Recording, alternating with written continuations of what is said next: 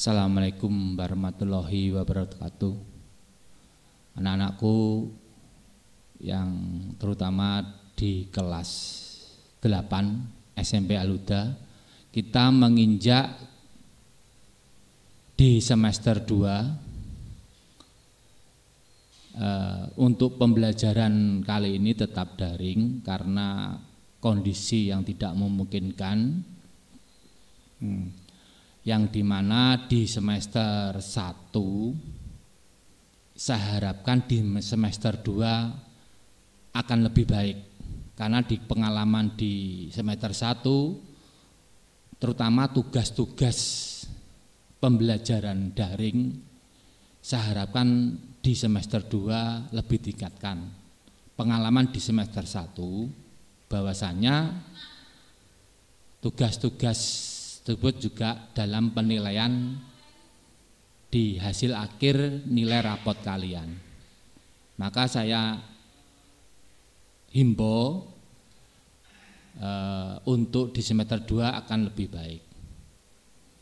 Saya mohon anak-anak dipersiapkan alat-alat tulisnya, karena di akhir pembelajaran daring ini nanti kalian ada tugas.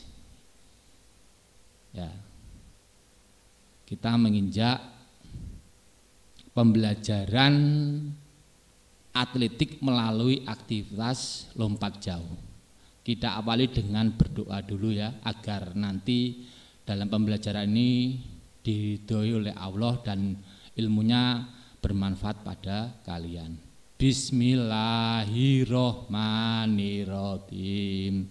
Raditu billahi robba wabil islami dina wabi muhammadin nabiyar rasulullah.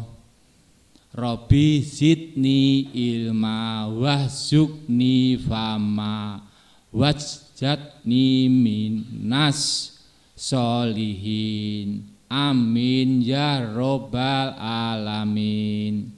Next, kita menginjak ke prinsip-prinsip dasar lompat jauh adalah meraih kecepatan awalan yang setinggi-tingginya sambil tetap mampu melakukan tolakan yang kuat ke atas dengan kaki untuk meraih ketinggian saat melayang yang menandai sehingga dapat menghasilkan jarak lompatan.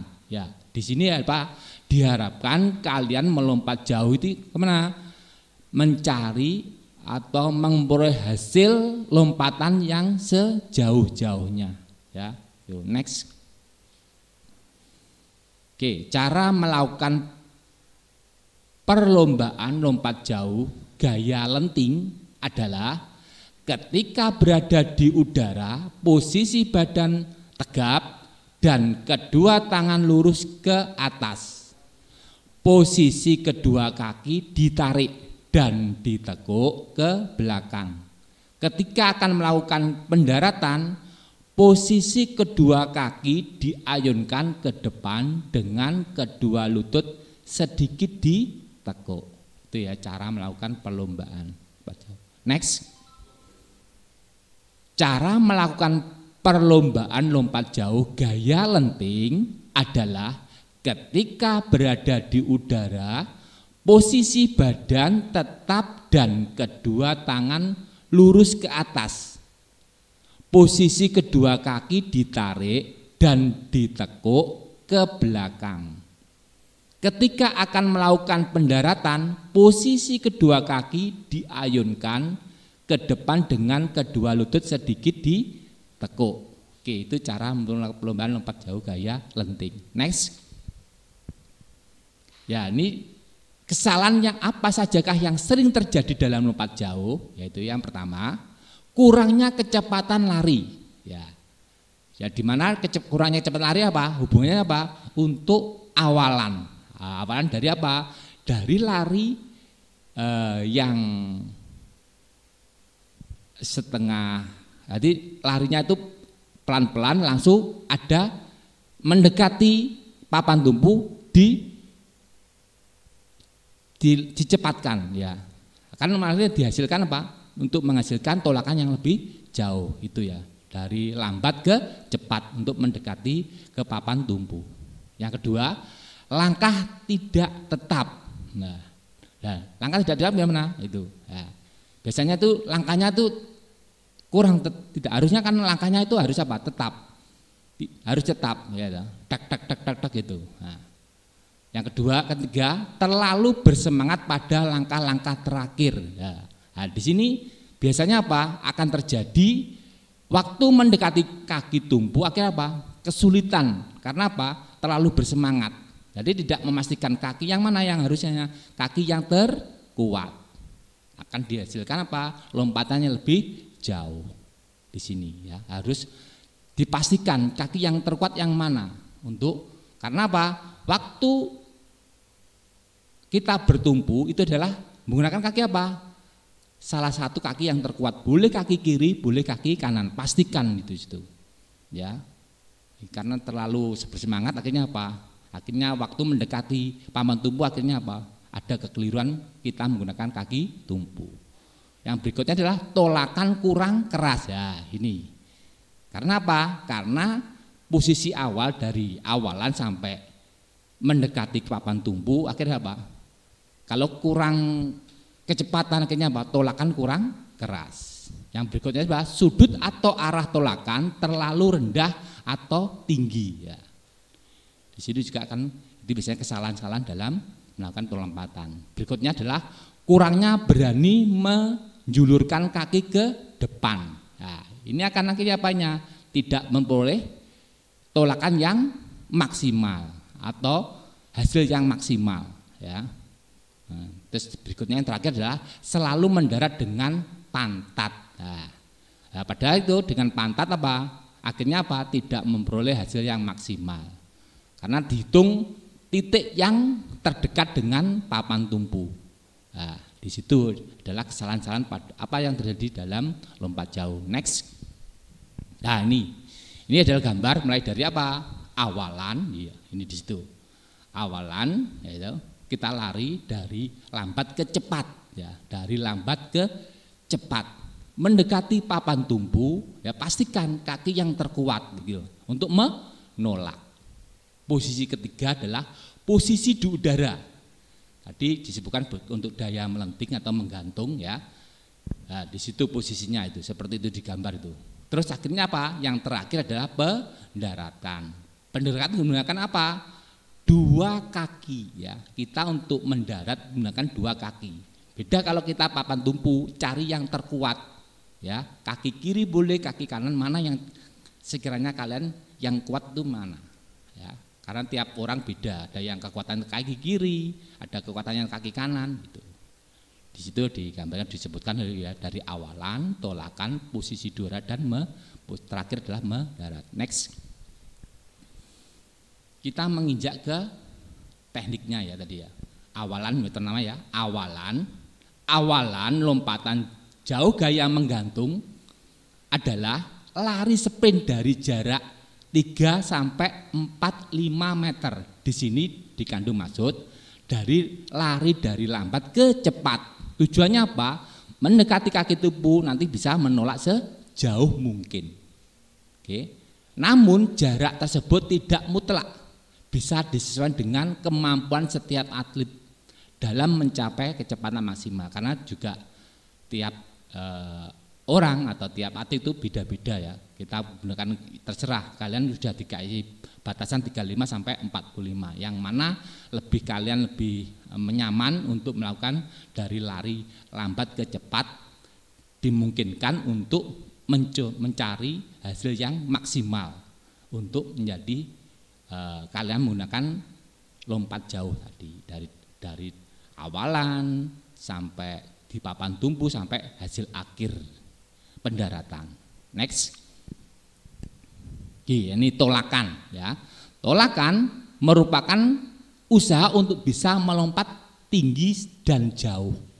Nah, ini adalah mana? Ini adalah penentu juga karena apa? Kalian semakin menolak ya dari papan tumpu yang sempurna ya, tidak boleh dis ya, tuh ya, tidak boleh menginjak papan tumpu di depan. Itu harus batasannya itu ya. Yang di depan yang boleh adalah tepat di papan tumpu, tidak boleh melebihi papan tumpu. Ya, menolak sekuat mungkin ya. Dimungkinkan nanti menghasilkan lompatan sejauh mungkin ya. Teknik tolakan ini dilakukan menggunakan salah satu kaki yang paling kuat. Nah, ya kan? Digunakan yang kaki yang karena apa? Kan dimungkinkan kalau menggunakan kaki yang kuat nanti hasil akhirnya itu kan hasil akhirnya dimungkinkan memperoleh tolakan yang sejauh mungkin. Next. Oke, yang ketiga adalah tahapan melayang. Pada saat melayang atau berada di udara, setiap gaya dalam lompatan jauh akan terlihat ya. Ini dilihatnya itu karena apa? Setelah nolak kan posisi di udara itu akan terlihat gayanya. Selain itu teknik atau gaya yang digunakan akan mempengaruhi hasil lompatan ya. Selain gaya berjalan di udara, gaya menggantung merupakan gaya yang kerap kali digunakan oleh atlet nasional atau internasional. Karena apa? Gaya melenting atau gaya menggantung itu adalah dimungkinkan memperoleh tolakan sejauh mungkin. Karena gaya ini adalah yang sering digunakan untuk atlet nasional.